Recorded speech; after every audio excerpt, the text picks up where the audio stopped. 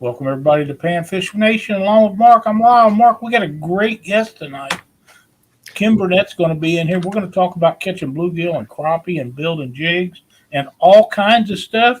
So, folks, hang around, share this out to your friends because this guy knows how to catch fish and he knows how to make jigs. So, we're going to pick his brain a little bit, see what we can find out.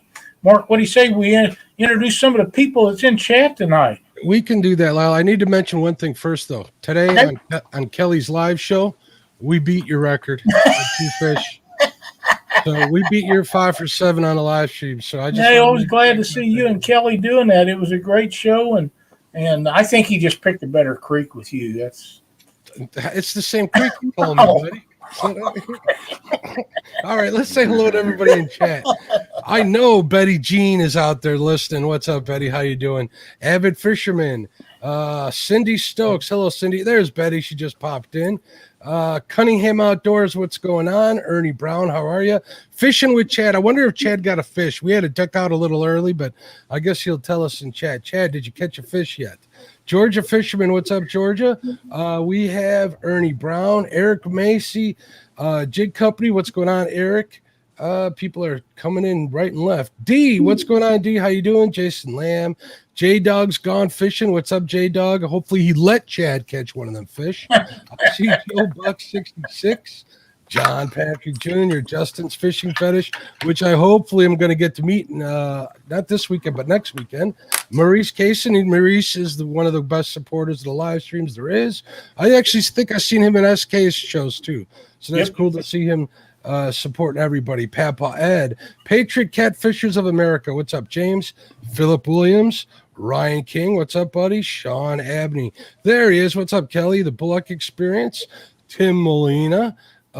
Tommy Miller. What's up, Tommy Miller? I think that's a new name. I could be mistaken. Let me go through this list again real quick. Jacob Hey Gene. What's going on, Jacob? James Henderson. Jason Lamb, in case I missed you. There's J-Dog, Joe Buck 66. John Patrick Jr., another great supporter of all the shows. Kevin Baker, Nuts and Bolts Fishing. What's going on, Kevin? Papa Ed. What's up, Papa? Parker Pursuits is in the house. He's another man and chases every fish underneath the water. I see a Ronnie Harris. I see a Roy Dale Trommel. Sean Abney. Hopefully I got everybody. If you came in a little later, once I started coming through the list, I apologize. We'll try and get you through the chat. If you're new to the show, we'd really love for you to subscribe. I know Lyle would love it. And if you guys could give us a thumbs up while you're here, we'd appreciate it even more. So let's get started. Absolutely. Kim Burnett, welcome to Panfish Nation. We are so glad to have you on here. We watch you on the show on Wednesday nights with SK and Steve, and you guys do a bang-up job over there. And we had Steve on, but Steve's a busy guy. He does a lot of stuff, but no less busy than you. I mean, you build jigs all day long. Yes, I do. 7 days a week. 7 days a week, and you sneak out and go fishing once in a while, and that's awesome. Oh, yeah. You've been catching a lot of quality bluegill, and I understand you have a fishing trip coming up this weekend. Yeah, I'm headed to Truman. Yeah, that's one of my favorite places, and it's loaded with great crappie and bluegill, and you should have a great time down there. Are you going to take your boat, or? No, I'm just driving down. My buddy has his boat, so. Oh, okay. Just driving down. I just bought me one of those Trident Huckabee rods, so I got to go pick it up. Heck yeah. So I'm going to go use it, go down and use it. Now, we was talking earlier, and I know that I've heard you say this before, but when you're bluegill fishing, you basically fly fish for bluegill. Yeah, that's all I do. That's all I've ever done for them. I've never fished with a jig or anything. And when we was talking, I asked you earlier about poppers and stuff, and you said, no, your fish are all caught under the surface of the water, and that's pretty cool. Yeah, it's a huge misconception when fly fishing. Everybody thinks, you're using a dry fly. That's the first thing you say. You got a dry fly? It's like, no, it's subsurface because they only bite on top of water when there's a hatch or there's like mayflies or if they're surfacing, they're eating something on top. So that's when I would go to something top water. Other than that, when I walk up to the place, I'll scan it and look, see what's happening. If I don't see any surface action, I'll put on something subsurface.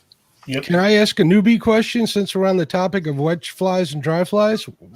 What's the difference in the actual physical material? How do you get it to float? How do you get it to sink? How important is rate on the sinking one? Stuff like that.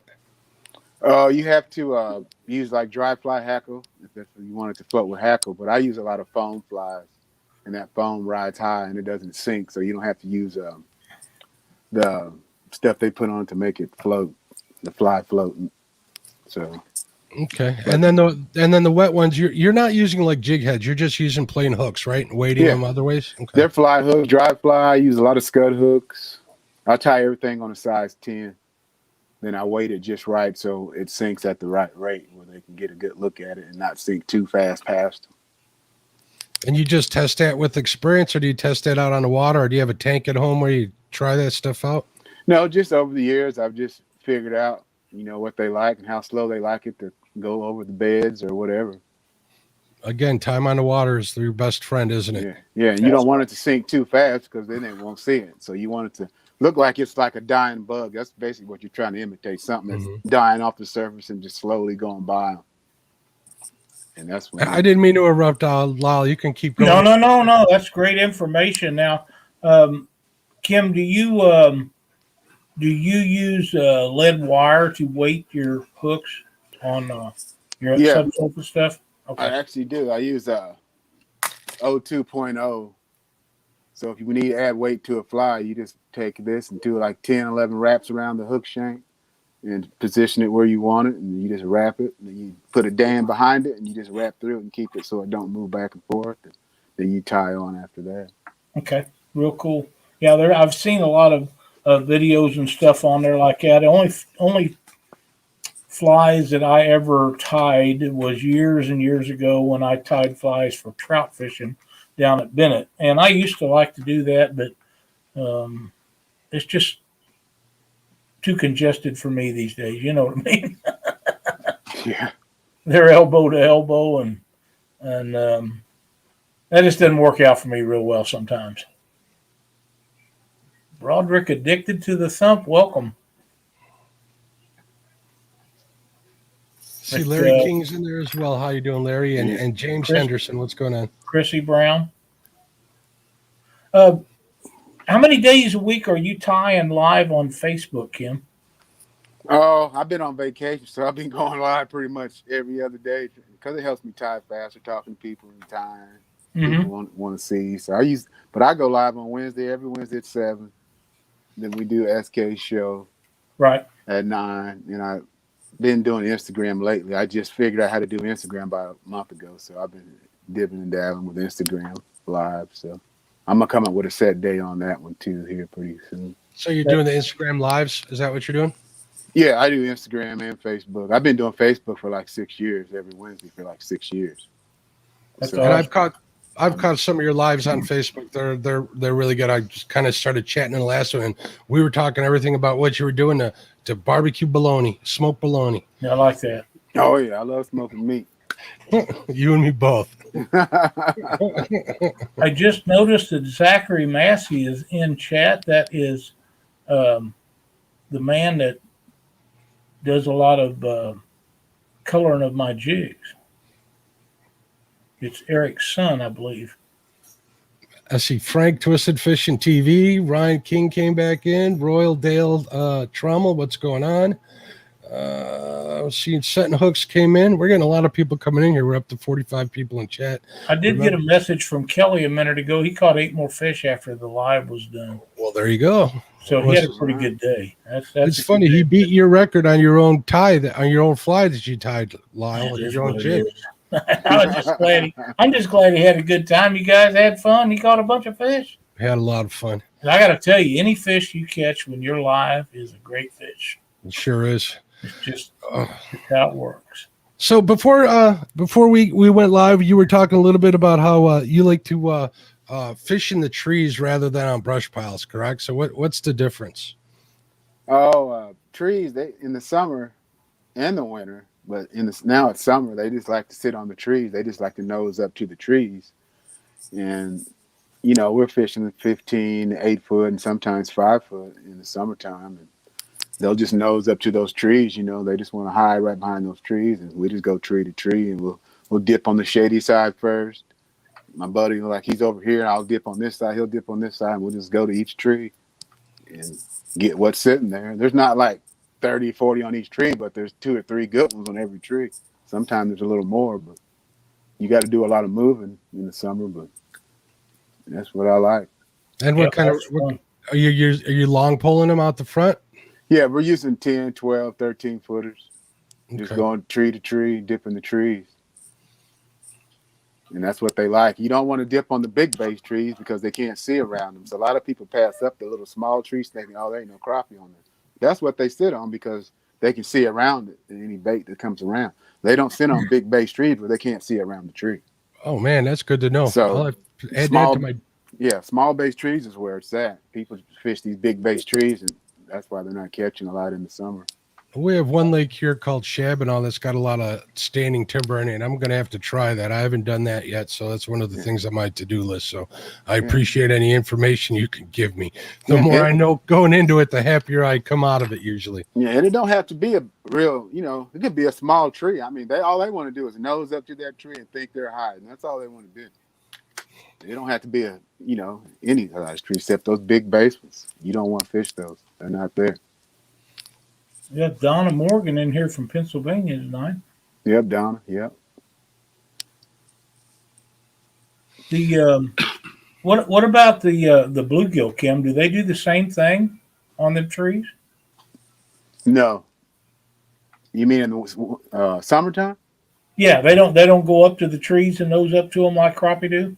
No, they're more of a busier fish, man. They school a little more. They like the weed lines, that when they move off the bank, they go to the deep weed lines or, little humps or anything like that in a little deeper water.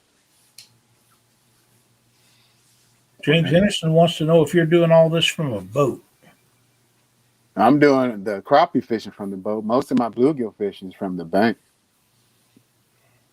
Because when they're, they're bedding, they're not far off the bank. Is that when you're mainly chasing bluegills while they're bedding? Yeah, I chase bluegill into May all the way to into August. Because that's when they're hanging around. Because they spawn a couple times a year. They don't just spawn one time. Bluegill come in and out at least 2 or 3 times a year. So how do your flies change during that time period? Or are you using the same, tried and true method that's worked in the past, or do they change with the weather? Oh, in the summertime, like I said, I'll use, when they're bedding, I'll use my flies, like my house fly and all the flies I tie. But when the hoppers come out, when you start seeing those hoppers around the water, and that's when we'll start doing dry flies, hopper patterns.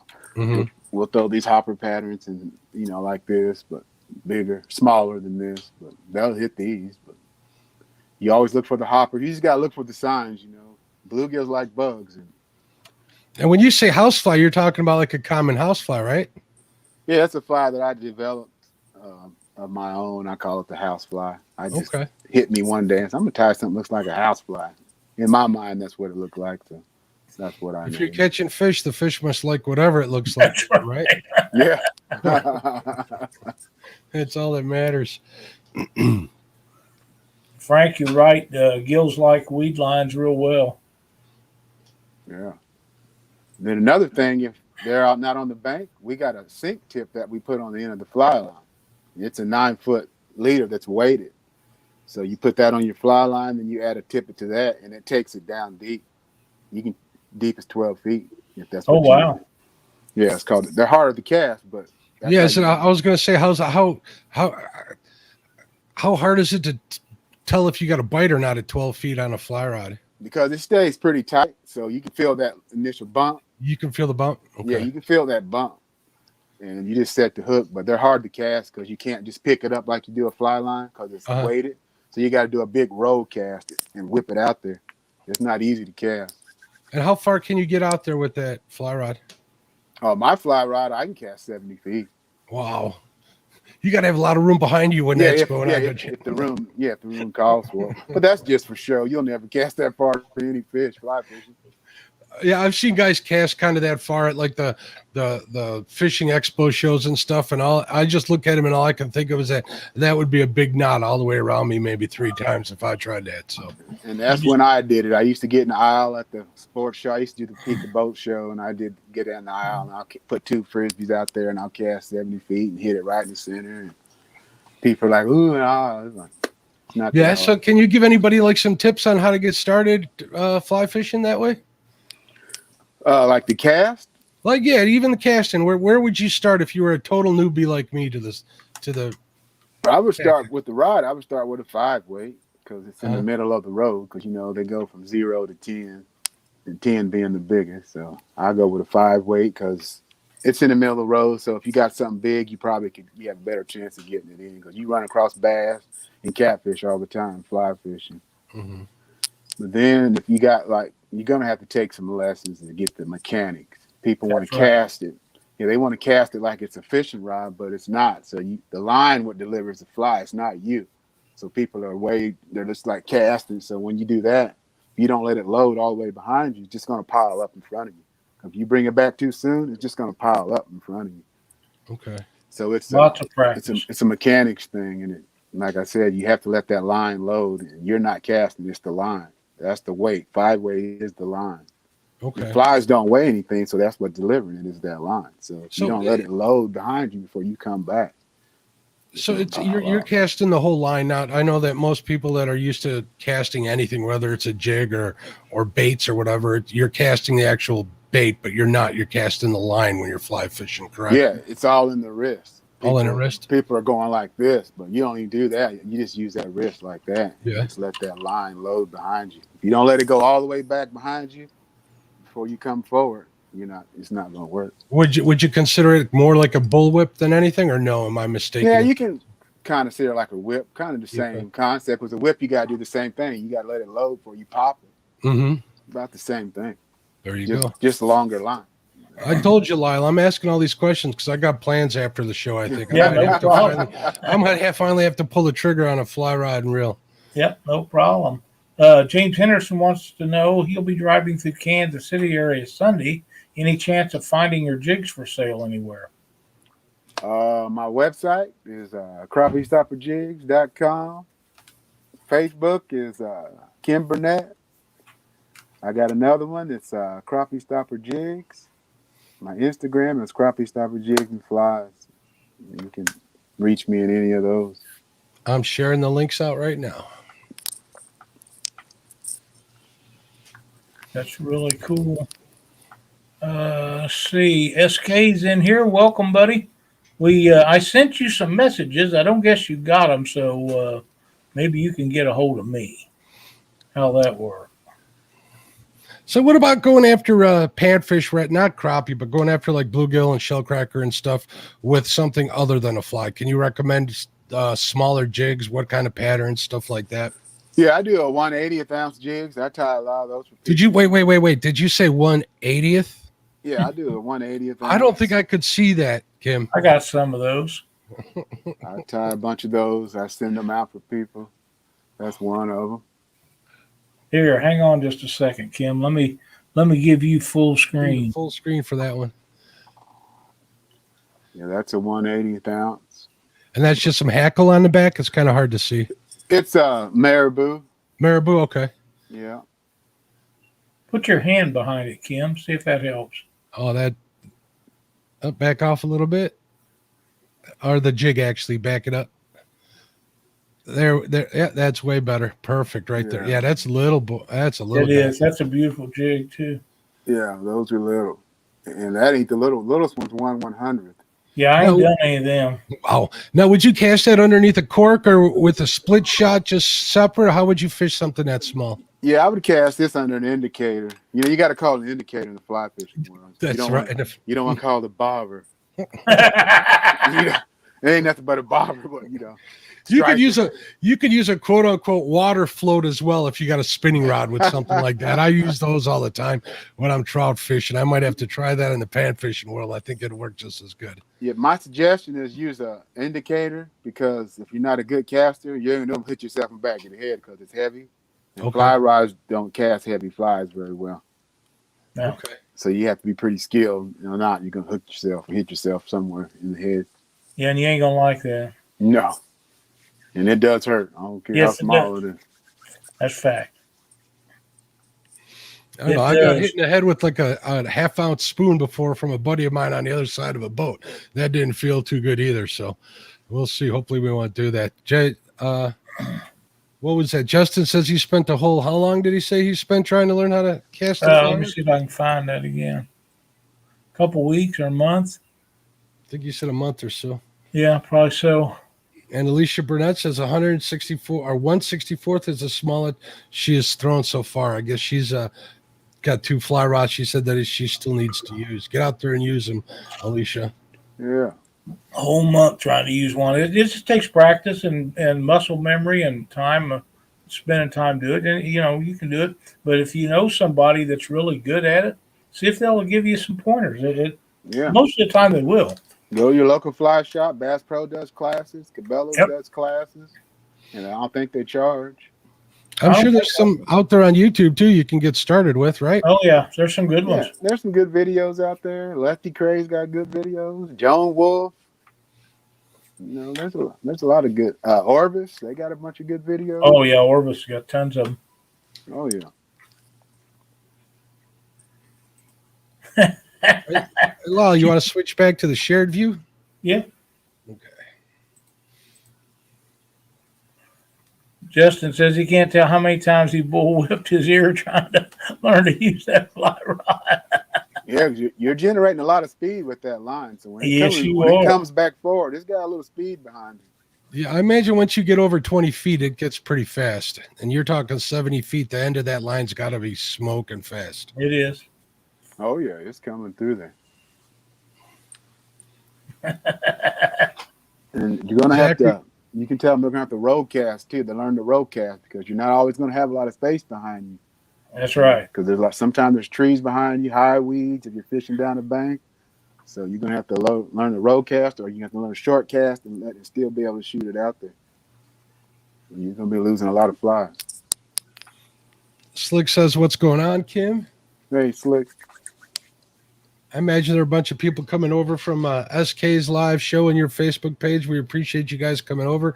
Please remember to subscribe and hit the like button. We'd really appreciate it. Yes, hit the like button, subscribe. Absolutely. It just helps us get our name closer to the top of every page that we're affiliated with. And that means that more people can find us and more people can watch us. And we get more quality guests like this on the show. So we appreciate it all. Alicia says she wanted to do a class, but it was canceled due to COVID.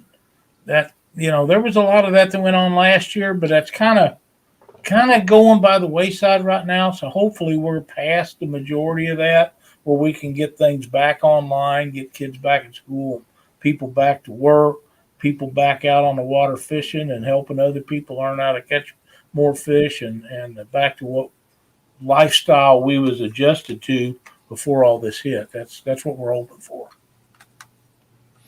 So you said you went fishing over the last weekend in the rain. How'd you do? That was today. I did. Oh, that was today. Yeah, that was today. I did pretty well. I got a bunch of 9.5, couple 10s. And that was for bluegills, right? And you were fishing off the shore? Yeah. Okay, cool.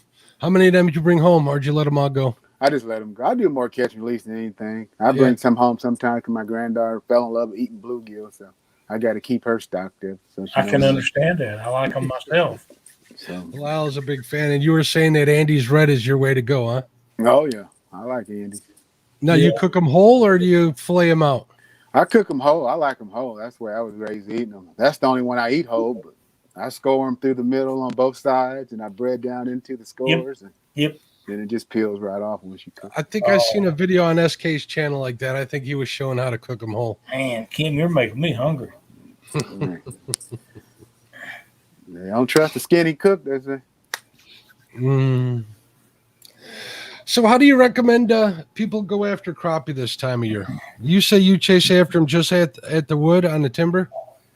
Yeah, that if you got brush piles, you got to hit the brush piles. Mm-hmm. Because if you don't have LiveScope, you're not going to be able to target them individual because you can't see them. But I would stay with brush piles and trees, timber. Even the submerged timber. I mean, some lakes have it all cut out, but they're still down there. But if you have timber, I would suggest you target that timber. And 20 and in. Some lakes they're a little deeper, but what we do is 15 and in, 15 to 5. The one lake I spend a lot of time crappie fishing on, they don't get but 24 feet in like one spot. So I'm fishing them in like 7 to 12 feet at the max. Yeah. But they're still there. They're a little harder to find in the summer. In the spring and the winter, we can get on them pretty good through the ice, definitely.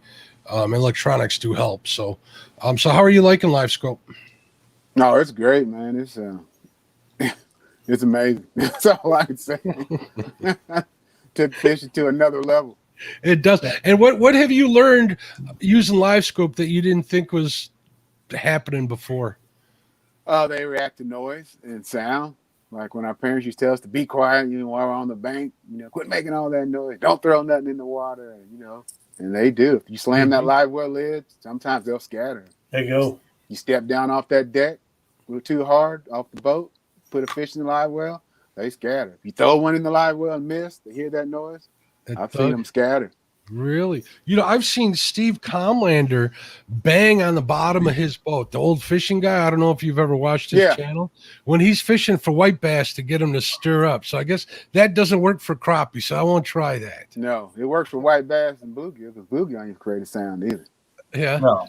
They ain't smart enough to know the difference. They don't know the difference. That's right. First time I saw that, I was like, what in the world is this man doing? Yeah, stomping on the boat.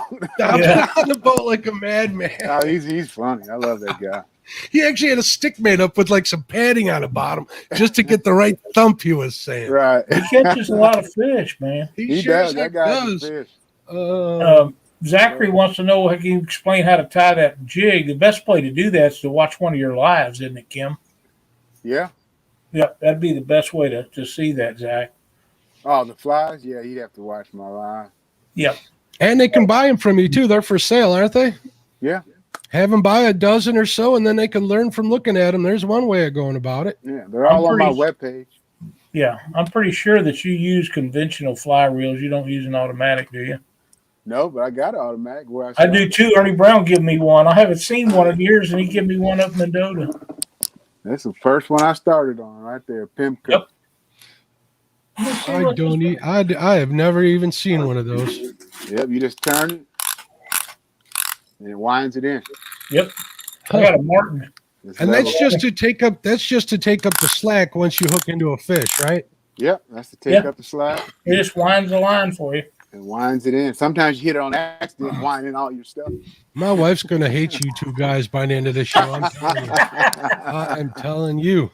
Kim, I gotta tell you a story right quick. One night we was doing a show and we was talking about tying jigs, and by the time the show was done and I talked about tying these jigs, Mark had to have a setup, James Dockery had to have a setup, Chad had to set up, Rob had to set up. Who else?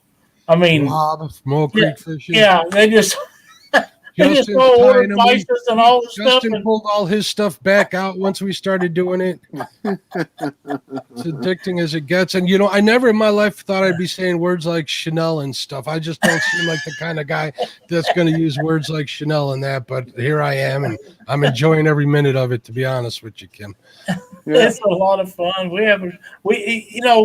One of these nights, Kim, we do these, and we don't do them every Saturday night. But I know that you are aware that we do a jig tying thing where we just tie jigs and to give a few of them away and stuff.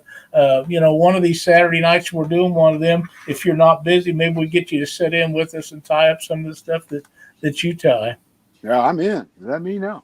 Yeah, that'd be fun. I think we, Lyle, at least for my sake, we should play it like he's teaching us how to do it. Because if he watches me tie one of mine, I'm going to be embarrassed as hell. I ain't going to lie. Oh, I watched the show when y'all was doing it. Well, now I watch Kim tie all the time, and he does a few things a little different. He's a whole lot faster at it than most of us are, but his stuff looks really amazing, and that's pretty cool that he actually spends the time to watch a bunch of us do that when we're doing it for fun. But he does it all the time and in a different way than we ever thought about doing it. Probably, but I enjoy watching Kim build flies, and I watched some videos where SK was tying flies, and I don't think I've ever seen Steve tie any. No, I But haven't I either. think Steve's too busy selling stuff. But man, those Gamakatsu boxes he's got, I'm deeply in love with them. I really am. I know Steve's a shipping son of a gun. He's got to do They that don't all the mess time. around with that. Yeah, he gets it right out to you about as fast as anybody I've ever seen. And it's Yes. everything he's got's quality. Yep. That's worth a lot. Sure is. So what kind of fly vise or tying vise do you use? I use a Regal. Is that the one you have, Lyle? No, mine's a spider. The real? Regal medallion. Uh-huh. How do you like that one? Oh, I love it because there ain't Oh, no that thing looks. adjust. There's no adjusting. You just Yeah. Pull the open it hammer. up, pull the hammer, stick it in there, and let it go. Where you go? And they don't move around. And everything I do is for speed. So because I have Uh-huh. to tie, so I'm only one man show. So. And how many you tie in a day, if you don't mind me asking? Oh man, I can do 9 or 10 dozen in a day easy. Wow, And that's- I can do 3 in an hour, Kim. Maybe 4 if I'm hurrying. Yeah, if I'm really hurrying, I can do 30, 40 an hour if I want to. Wow. That's cranking them out, man. Yeah. Hmm. And like I said, I use everything I do for speed. I use bent shaft scissors so I can pick them right up off the table. Uh-huh. That way you're not fishing for anything. Not Dropping fishing them on for the 'em. Done ground. that. I've And I- fumbled around trying to get them picked up. Then I whip finish by hand, so I ain't got to fish for no whip finisher. That's one thing I want to learn. I noticed you doing that on your Facebook Lives. You're doing a whip finish by hand, and I'm like, man, I got to learn how to do that. Yeah, it's a lot faster. You don't have to fish for no tool. Yeah. And I wrap backwards instead of forwards like everybody else. I wrap backwards. Backwards. Why is it? Because going forward is too tiring. Okay. So I wrap backwards. I can take shorter strokes and grab that chenille and keep it going and keep it tight. Okay. It don't matter how you capture the material as long as you capture it, you know. Yeah. That's And right. I developed that technique over a few years when I. So what are your favorite crappie jig colors to use? Oh, I like orange a lot. You do. I just started tying a couple orange ones. I still have to catch some fish on them, but I think they might do all right. Yeah, orange is a really overlooked color by a lot of fishermen. Even though it's good for dark water, but I catch a lot in the wintertime on and big crappie on orange. You know, I know that red, once you get below 5 feet, red starts to look gray, which would make it look Yeah. like a bait fish. I imagine orange would just be a different shade of that color because it's on the same spectrum. So that's definitely something I'm looking forward to trying here, probably this weekend, I hope. Yeah, because red's the first color that disappears in the water column. Mm-hmm. A lot of people use red in chartreuse, but it disappears pretty quick. Would you rather fish in clear or cloudy water? I'm a stained water guy. You are? Yeah, well, we have a stained water. I mean, I have fished in clear water. It's a little different because you got to stay back off of them. Mm-hmm. And a lot of times I pitch to them and, run it over the brush pile instead of trying to get on top of them, unless it's cloudy. But if it's not cloudy, you got to stay back off of them. That's mainly how I got to fish them. I can't get over them for nothing. I've been trying, but I'm It's not tough. making any noise, but I can't keep on them, 1/100th like I see SK do on his videos. For some reason, I don't have the boat control in my boat, or my trolling motor jumps too much, or as soon as I do get on them, that trolling motor might be making too much hum because I'm in shallow water. They're gone. Yeah. Can't even do it. So I end up casting to them, whether it's a slow retrieve or whatever. So we're going to try casting some hand ties out to them without a float, hopefully this week, and see how that works. I'm going to pull out like my 10-foot rod so I can, keep that jig up in the water column and try to present it for as long as possible to them before it falls on them too fast. I think I'd do a little better with a fly rod, to be honest with you, if I could get that far out with them. Maybe Well, you we'll just try got to that buy later. one. That's all there is to it. I know, Lyle. I know. I'm just Don't trying say to that help too you out. loud. Don't say that too loud. She's in the other room. We're gonna I'm get in just trying trouble. to help you out. Yeah. Friends like you, Lyle. Yeah. Oh man, that's right. That's right. All right, guys. I've been sharing out Kim's link in the chat. If you guys could please go to either check out his website or like him on Facebook. You can look him up at Crappie Stoppers over on Instagram. If you're an Instagram user, he's just going to start doing the live fly tying there too. And Kim, I believe you can do like multicast to both of them too. So I mean, you could kill two birds with one stone. Go about doing it that way. That might be something to consider as well. Oh, I didn't know you can do that. I think there's services out there that you can do it. We can talk later. I think I've been kind of looking into it too. I don't have it all laid down flat, but I know that social media gets to be pretty exhausting when you're having to post to multiple platforms and such. I know a bunch of people use a couple of free services that allows you to go to 3, and it sounds like that's something that we could probably use, even if it's just Instagram, Twitter, and Facebook. If we can get them all done, that'll work better. So. You showing that hummingbird fly last night might have got you in trouble because I have a request to see it. Oh, Lord. Let me see here. It was beautiful. Something we used to dabble in. I think I got one here. Let me get it on this. Yeah, why don't you show off some of your work while we're at it? DJ Demand said he placed an order with you yesterday. Yeah, that's pretty neat. Did. That almost looks like a rose. Show the back end of it. Almost has kind of like a rose pattern towards the back almost. Yeah, that looks pretty good. That's neat as heck. It's beautiful. And what are you catching on those? Nothing. They're just for show. I used to just put time for for people, and I'd put them in a clear. I'd feed them down into a clear Christmas ornament and hang them inside. Oh, there you go. That's what I used to do with them. They're just for show. I mean, you can try to fish it, but I wouldn't. Why would you tear up something like that? Yeah, it's just for show. That's beautiful. SK says StreamYard allows you to do both. I thought they did. Let me see here. Yeah, StreamYard will let you go to Facebook and YouTube. I don't know about Instagram. That might be something that's coming in. Now that's the most chartreuse I've ever seen in my life, Kim. Yeah, that looks good. Yeah. And that's just marabou again on the back? Yeah, I use marabou because to me it has more action than those hackle tails, but it's all a preference. Mm-hmm. James Henderson says, Kim, do you do live shows on YouTube? No, I don't have a. No, not YouTube, just on Facebook. Yeah, just on Facebook. Instagram, stuff and like Instagram, that. Yeah, I don't know anything about Instagram, so. Yeah, that's one of the old standbys right there. Black and chartreuse. And flashes in there real nice. Good colors. I like that. Great. Looks awesome. I never go wrong with black and chartreuse and black and pink. They usually work pretty well for me. Let's see here. What else I got over here? Fishing with the Chad is asking if you'll take him on as his protege.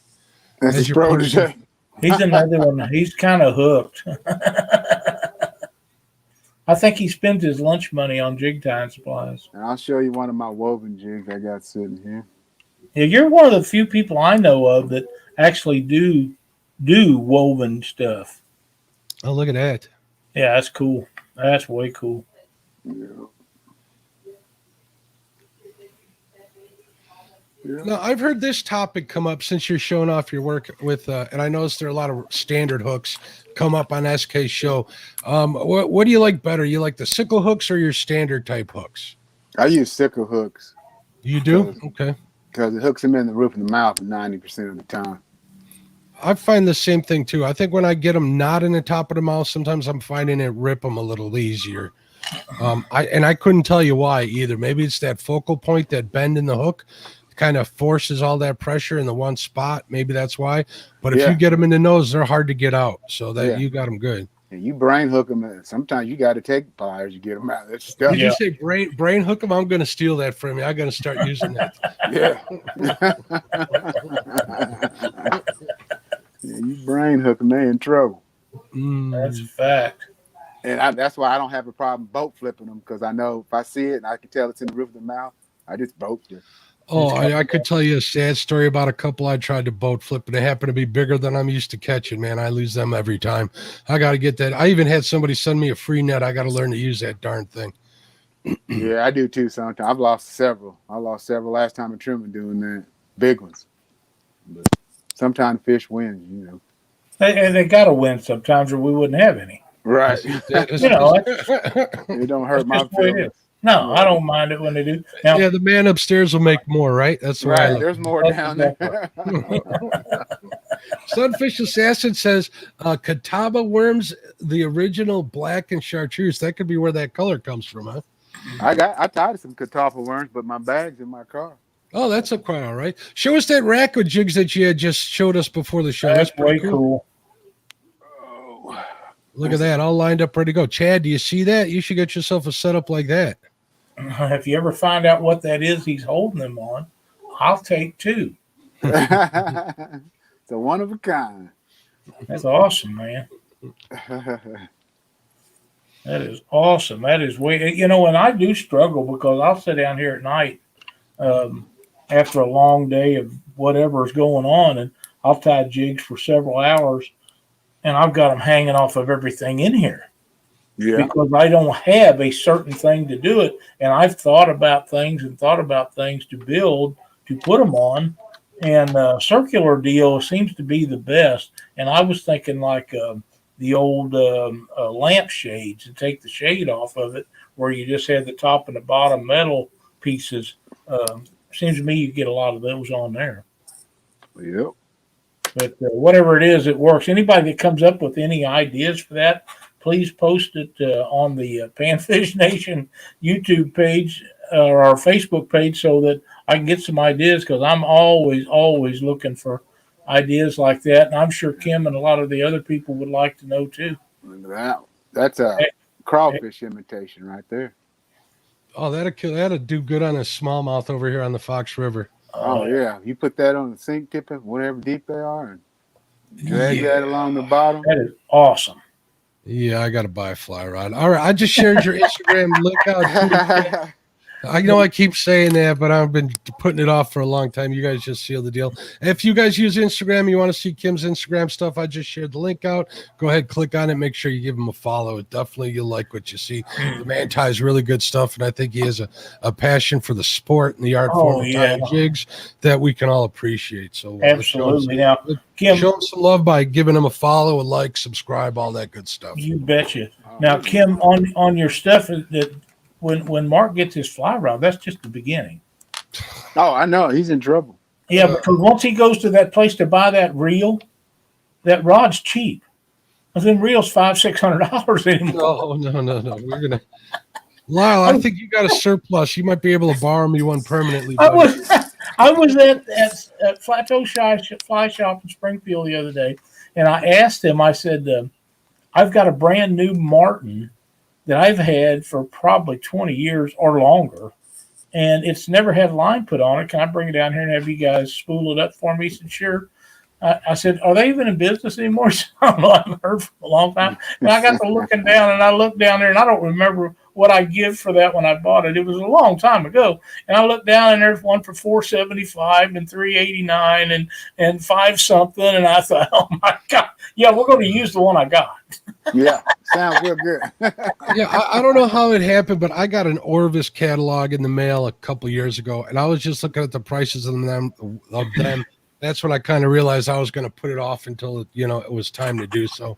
I think we're there. So just add it to the other stuff.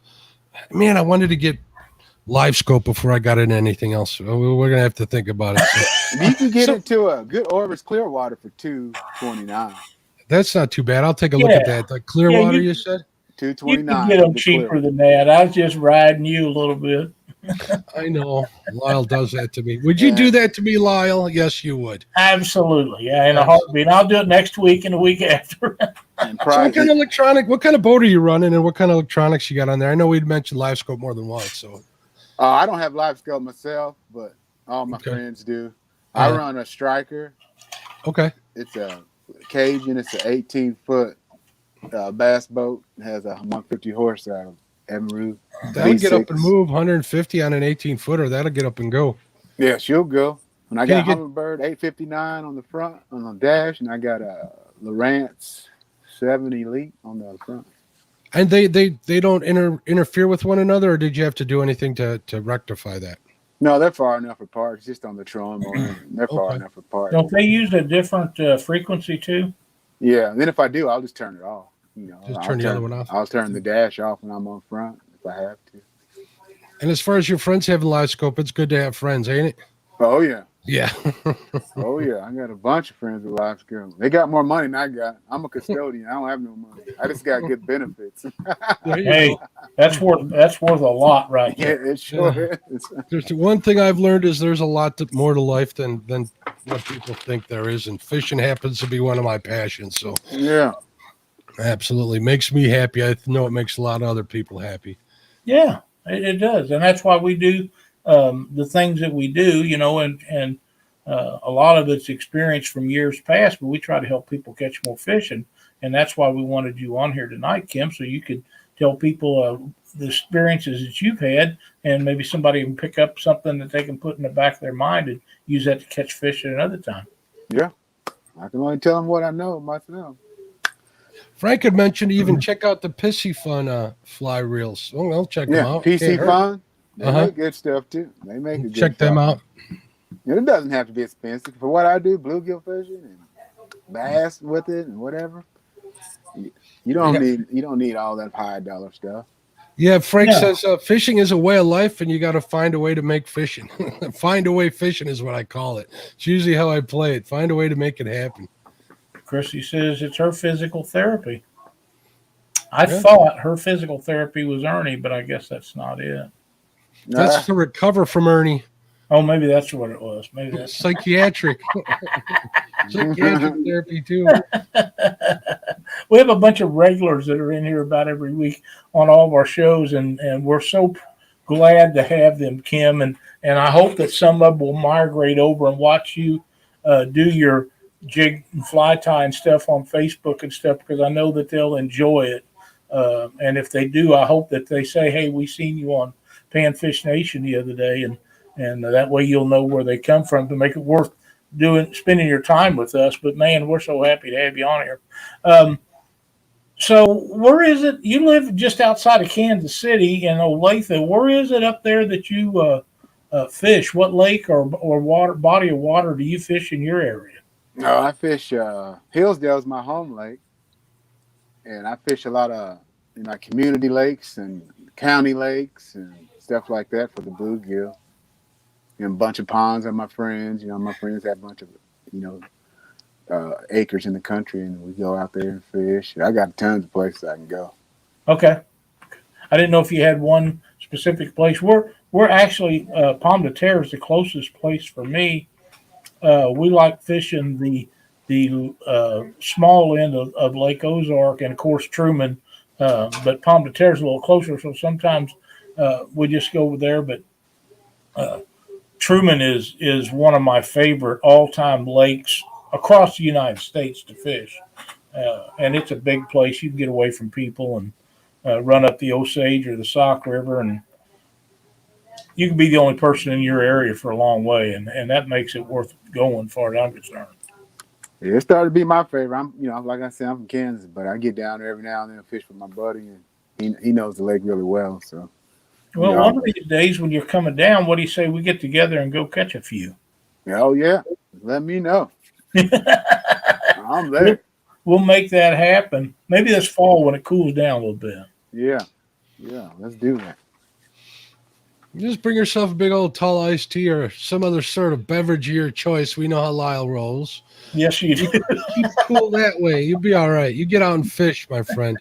We'll find it one way or the other if it takes all day. It was out there today in the rain. You can go out there when it's a little warm. I have a top on mine, and the zippers and stuff has went bad on the enclosure. So this winter we're going to take it up to a guy here locally, and he's going to just build a new enclosure for it. So this will be the last year for the one I got, and they're going to redo all that, and I'm excited about that because I don't ever plan on getting rid of this boat. At some point I will remotor it, but that full enclosure, Kim, is the berries, because when it's cold in the wintertime and that sun's shining through that plastic, we sit there in T-shirts and catch fish. Sounds all right to me, Lyle. Yep. I hope You got to get up on the front of that boat if you want to get on the crappie and the bluegill, though. That's the only thing. Or we can just go in and out. I think Kim froze up. Oh, Kim said he might He'll have be some back in problems. a minute. He had that problem yet last night too. So, guys, I've been sharing out Kim's links in the chat. I'll share them out again. He's got a webpage. It's crappiestopperjigs.com. I'm going to share that out right now. He also has his Facebook and Instagram. If you do Facebook, which all of us, I believe, out here in the chat do, give it a like. You'll get notified when he has his live feeds on there, which are pretty cool to watch. He's really interactive. He's always willing to share and answer any questions. He's very receptive to them. And he does some really good stuff. You can also order some stuff with him. I know I got some plans to order a few things that I want to learn how to tie, like those really, really small bluegill jigs. I'm Absolutely. cut and pasting links here, which is why I'm not looking directly at the camera. I think you should too if you have any inclination of moving forward and doing that. And I think that Chadwick might be doing some tying tonight, as a matter of fact. How much you want to bet when he gets home he'll pull that jig out? And Oh, he probably will if he's not already home doing it. well, I don't know. I think he was out on the water. If you're out on the water, are you going to continue going live after the show? If you are, we'll send everybody back out to watch you fish on the water with J-Dog. Just I'm let us know. guessing that if Jason's still catching all the fish, Chad's probably already asked him to take him to his truck. Chad did say that he caught a couple of fish. So, okay, well, good for him. I'm happy for him. Jason was wearing them out a while ago before we come on here, and I understand those two are fishing a tournament together this weekend. I believe they are. I think they're doing the Weekend Anglers Tournament, the Ohio Pool Party. I believe they're fishing together. This way we know Chad's actually got a chance to win it this one. Because He does have, and Jason's finally got a good partner. Well, welcome back, Kim. Sorry we lost you there, bud. That's all right. It happens.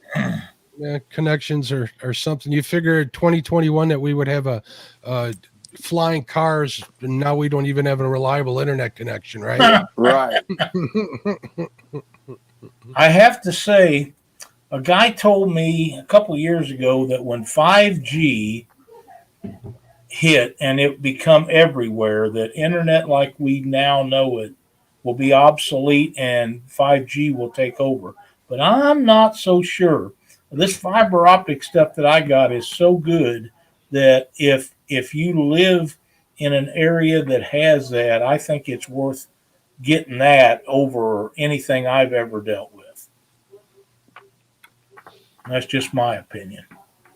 They always make promises they can't keep. Yeah. Well, they all do. Yeah, that's exactly right. But like some of the people in chat and the promises they make to catch big fish. No comment, Chad. I mean, SK. Yeah, I'm still at it. Getting shut out. Tell them, Kim, they ain't let me go yet. They're holding me hostage. Yeah. Well, he's talking about how I blank out on his shoot too. But it happened a couple times last night. Yeah. Always does. So how did you get hooked up knowing SK and Steve? You said you knew Steve, but how did you find out about SK and you guys get hooked up? I've always watched all of SK's videos from the very beginning. I've always that slow motion thump that he does always that's what got me to watch it. Right. It's pretty cool. I like the way it is. He slows it down and you watch it go boop. Boop. Absolutely. I've been watching him for a while, even under an old username. I was a big fan, big follower of his. I always comment on his videos and stuff. He really got me going on. I mean, probably more than any of the other people out there who are crappie fishermen. I hold him responsible for my addiction. And then well, I got to tell you, I got hooked up with SK on his videos catching bluegill. A couple years ago, he had done one. And for some reason, it popped up on my YouTube screen when I was searching through there. And they was killing the bluegill and shell crackers. And I said, man, how have I missed this guy all this time? And they were jerking some giant ones. And Kim, I don't know. I've not found red-eared sunfish here like he catches in Texas. They're not native to our area. They don't get as big, do they? I catch some pretty big ones, 12 inches. I've caught 12 inches. I'm doing something wrong. Well, what about where John One Coat lives? Where's that? That's out in South Carolina, North Carolina, or South Carolina. Yeah, he showed us a 4-pound shellcracker mount. Yeah, that's a giant. That's ridiculous. Just absolutely crazy. They're more native down that's like Louisiana Right. and over. They're more native for them areas. They're not native here. Yeah. I get a shell cracker out here. I get, a hand-sized 9, maybe close to 10 incher, and I'm happy. Yeah, me too. But Ready I'm to not post getting some big ones. It's all relative to where you live. Like I keep telling everybody, It is. Do as good as you can for that body of water and be happy with it. I mean, I'll go out and catch a bunch of channel cats on water that doesn't have anything else, and I'll look for the biggest channel cat in the water. If I can get close to that, I'm a happy man. Because because fish here, like, it gets cold, so they don't feed like they do in the warmer climates. When wintertime, they'll feed up in the fall. Then wintertime, they don't eat like they do. Yep. When So it gets cold, their metabolism slows down, and so does their growth. So it just takes them longer. And they're not chasing anything in the wintertime. So if it's warmer climates, they eat all year round, so they get bigger. That sounds like me. Yeah, just like I'm becoming more and more of a fan of Alicia Barnett's every day. Every time I hear her talking about the fish and her fly rods today, I'm becoming a big fan. I just look at the this. channel too. I've been fishing since she quit crawling. Me too. Yeah. I've told this story before, Kim. I doubt if you've ever heard it, but when I was little, probably 5 or 6 years old, my mother and my brother was fishing in a pond behind the house. We had a farm out in the country, and I wouldn't quit playing in the water. Mom tied me to the gate post and made me stand there while her and my brother Mark fished all afternoon one time. Oh, wow. That'll make you quit playing in the water. You're ready to go fishing after that. That's hilarious. I still remember that, and of course, we moved to town. I wouldn't stay in the yard, I wouldn't stay home, so I'd run over to visit the guys I knew, and she tied me to the clothesline one time. So it is what it is. Yeah. Living your life. Living learn. That pond fishing, I also, my dad had a stainless steel fishing rod and a solid fiberglass one. And one of them had a number 3 Zebco, and the other had a number 6 Zebco.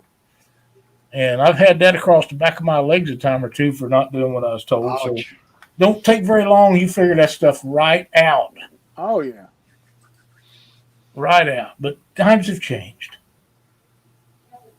I'm a better person for all that, I'm quite sure. Oh, me too. We always had those forget-me-nots. That's what we used to call them. Yeah. You remember that? Remember that knot? Yeah, I said forget-me-not. Now you Forget remember. me not. Yeah, you don't never forget that stuff. Yeah, you ain't never going to forget that. That's a fact.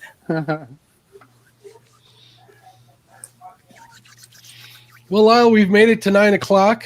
We've made it to 9 o'clock, and we've had a great time with Kim. Kim, at some point, we'd sure like to have you back on here.